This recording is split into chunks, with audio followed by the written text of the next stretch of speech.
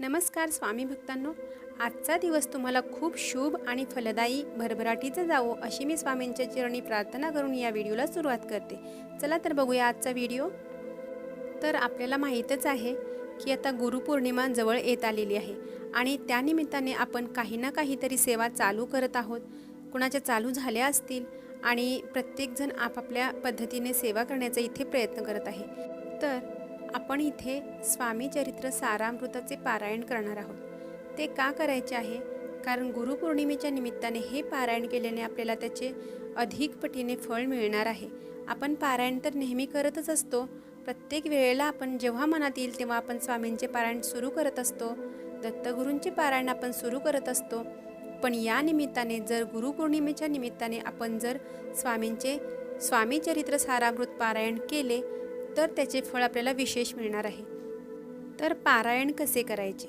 पारायण आपण 3 दिवसाचे पारायण करू शकतो, 7 दिवस, 11 दिवस आणि सलग 21 दिवसाचे आपण पारायण यामध्ये करू शकतो। आता हे तुमच्यावरती अवलंबून आहे की तुम्हाला किती दिवसाचे पारायण करायचे आहे आणि तुमच्या वेळेनुसार तुम्हाला ते अतिशय मनोभावे श्रद्धेने स्वामींचे पारायण पूर्ण करून घ्यायचे आहे। तर 1 ते 21 जुलै या कालावधीमध्ये ज्यांना जर वेळ नसेल किंवा जर काही कारणामुळे जमत नसेल तर त्यांनी फक्त 3 दिवसाचे पारायण केले तरी चालणार आहे। आणि जर कुणाला जरा थोडासा जास्त वेळ असेल त्यांनी 7 दिवसाचे करा, कुणाला जर वाटत असेल 11 दिवसाचे करायचे तर त्यांनी 11 दिवसाचे करू शकता। कारण आपल्या स्वामींच्या दृष्टिकोनातून पारायण किती दिवसाचे करताय तुम्ही हे महत्त्वाचे नसून तुम्ही किती श्रद्धेने करताय आणि तुम्ही किती मनोभावे स्वामींची आर्ततेने प्रार्थना करताय याला खूप महत्त्व आहे। स्वामी अशाच लोकांना जास्तीत जास्त आशीर्वाद भरभरून आशीर्वाद देतात जे त्यांची मनोभावे श्रद्धेने सेवा करतात। आणि हे पारायण आपल्याला अतिशय श्रद्धेने पूर्ण करायचं आहे। ज्यांना कोणाला वाटत असेल आपल्याला पारायण करायचं आहे तर 1 ते 21 जुलै हा कालावधी अतिशय शुभ आहे। त्या दिवसामध्ये तुम्ही 3 दिवसाचे, 7 दिवसाचे किंवा 11 दिवसाचे पारायण अतिशय श्रद्धेने मनोभावे करू शकता। जर नवीन सेवेकरी कोणी असतील तर त्यांच्यासाठी ही अतिशय सुवर्णसंधी आलेली आहे, त्यांनी पारायणाला सुरुवात करा। आणि जेव्हा तुम्ही या पारायणाला संकल्प करून सुरुवात करणार ना त्यावेळेला स्वामी आपल्याला कशी साथ देतात ते तुम्ही स्वतः अनुभवा आणि तो अनुभव तुम्ही दुसऱ्यांशी शेअर करायला विसरू नका। कारण हे स्वामींचं कार्य आहे आणि ते प्रत्येकाने केलं पाहिजे। स्वामींची जास्तीत जास्त प्रचिती लोकांना येण्यासाठी त्यांचं कार्य आपल्याला लोकांपर्यंत पोहोचवण्याचं काम करायचं आहे आणि हे आपण सर्वांनी मिळून करायचं आहे। तर यासाठी संकल्प कसा करायचा आहे? तर संकल्प करण्यासाठी आपण जेवढ्या दिवसाचे पारायण करणार आहोत त्या पहिल्या दिवशी आपल्याला संकल्प करायचा आहे। स्वामींच्या समोर देवपूजा करून घ्यायची आहे सुरुवातीला आणि दिवा प्रज्वलित करून आपल्याला एक संकल्प करायचा आहे। हातामध्ये अक्षता घ्या, फूल घ्या आणि हळदी कुंकू घ्या आणि तो ज्या कारणासाठी तुम्ही ते पारायण करणार आहात ते कारण स्वामींच्या समोर तुम्हाला बोलून दाखवायचं आहे आणि स्वामींच्या समोर बसून असं बोलायचं आहे की स्वामी या कारणासाठी मी हे पारायण करत आहे आणि ते माझ्याकडून अत्यंत मनोभावे तुम्ही करून घ्या आणि श्रद्धेने करून घ्या। माझ्या मनामध्ये दुसऱ्या इतर गोष्टींचा अजिबात शिरकाव होऊन देऊ नका आणि तुम्ही सदैव आमच्या पाठीशी उभे राहा आणि मी या कारणासाठी हे पारायण करत आहे आणि ते तुम्ही माझ्याकडून करून घ्यायचं आहे। आणि आपल्या मनातील जी काही इच्छा असेल ती स्वामींना अत्यंत मनोभावे सांगून नंतर आपण ते हातातले तांदूळ या तामणामध्ये 3 पळ्या पाणी हातावरती सोडून तामणामध्ये सोडून द्यायचं आहे। आता आपण ज्या दिवशी आणि जेवढ्या दिवसांचं पारायण करणार आहोत त्या दिवशीच आपण तो संकल्प करायचा आहे आणि तो संकल्प झाल्यानंतर स्वामींच्या समोर बसून स्वामी चरित्र सारामृताचे 21 अध्याय आपल्याला एका बैठकीत वाचून पूर्ण करायचे आहेत। एका बैठकीत वाचून म्हणजे अजिबात उठायचं नाही आहे आधीमध्ये। आपण 1 ते 1.5 तास फक्त हे पारायण वाचण्यासाठी आपल्याला वेळ लागणार आहे आणि ते आपल्याला एका बैठकीतच बसून वाचून पूर्ण करायचे आहे। इथे स्वामी चरित्र सारामृताचे पारायण करताना आपल्याला कुठल्याही पद्धतीची पूजा मांडणी करण्याची गरज नाही आहे।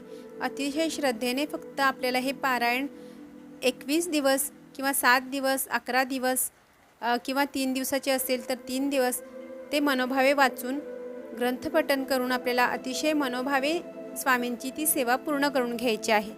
आणि जेव्हा आपण अतिशय मनोभावाने आणि श्रद्धेने हे पारायण पूर्ण करणार ना, तेव्हा स्वामी आपल्या कोणत्याही कठीणातली कठीण अगदी इच्छा असेल तर ती पूर्ण करतात म्हणजे करतातच.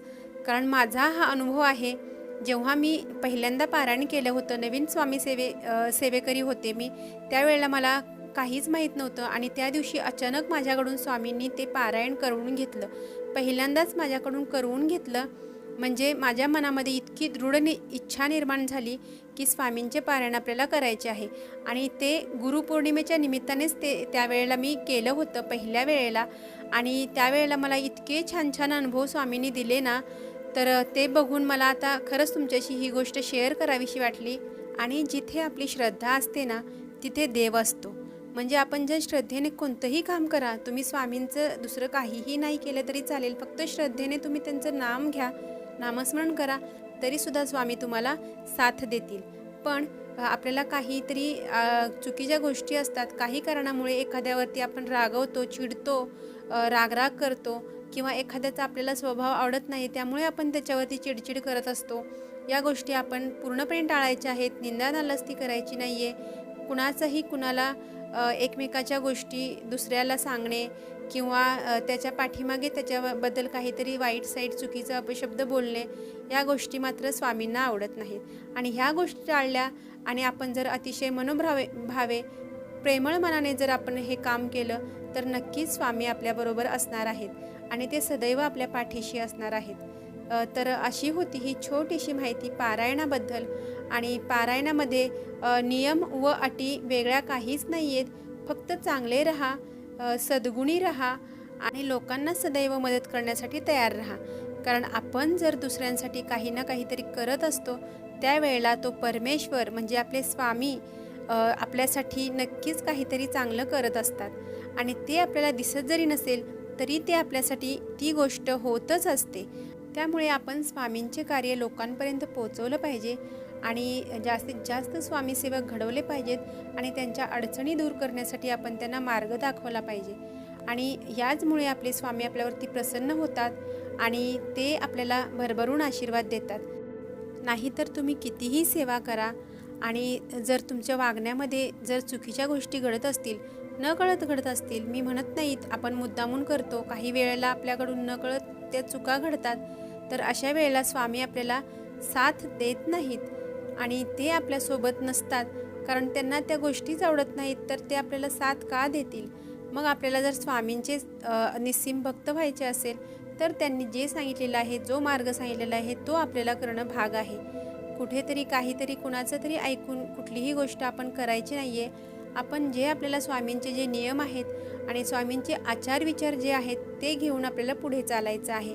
स्वामी कधीही म्हणत नाहीत आपल्याला माझी इतक्या वेळ सेवा करा किंवा काय करा, पण लोकांना जर मदत करत असेल तो व्यक्ती, तर स्वामी मात्र त्याच्यासोबत नेहमी असतात, सदैव असतात. जरी त्याने सेवा केली नाही तरी स्वामी त्याच्यासोबत असतात. म्हणून आपल्याला निस्सीम स्वामी भक्त होण्यासाठी या गुणांची आवश्यकता लागणार आहे की जास्तीत जास्त सेवा केली नाही तरी चालेल, पण स्वामींनी जे सांगितलेले आहे, ज्या पद्धतीने त्यांचं वर्तन होतं, लोकांना मदत करणे किंवा चांगलं वागणे, फक्त चांगलं आणि चांगलंच वागायचं आहे. चुकीचं आपल्याकडून काही घडणार नाही याची काळजी आपल्याला 24 तासांमध्ये घ्यायची आहे. जर दिवसभरात आपल्याकडून काही चुका होत असतील तर स्वामींच्या संध्याकाळी झोपताना आपल्याला स्वामींजवळ एक प्रार्थना बोलायची आहे आणि त्यांना ती विनंती करायची आहे, स्वामी माझ्याकडून जर काही चुकत असेल तर त्याची मी अतिशय मनोभावे माफी मागते आणि तुम्ही मला माफ करा. आज दिवसभरातून माझ्याकडून जर कोणाचा अपमान वगैरे काही झाले असतील चुका, तर त्या तुम्ही क्षमा करा त्यासाठी मला. अशा पद्धतीने प्रार्थना करून आपण स्वामींचा आशीर्वाद घेऊन झोपायचा आहे आणि आपल्याकडून अशा चुका हळूहळू कमी होण्यास मदत होते आणि स्वामी आपल्यासोबत राहतात. चला तर मग सर्वांना माझ्याकडून स्वामी चरित्र सारामृताचे पारायण करण्यासाठी खूप खूप शुभेच्छा. आणि अशा या छोट्या माहितीसोबत मी हा व्हिडिओ इथेच थांबवते. व्हिडिओ आवडला असेल तर लाईक करा, जास्तीत जास्त लोकांपर्यंत शेअर करा आणि चॅनेलला सबस्क्राईब करायला विसरू नका. तोपर्यंत सर्वांना श्री स्वामी समर्थ, श्री गुरुदेव दत्त.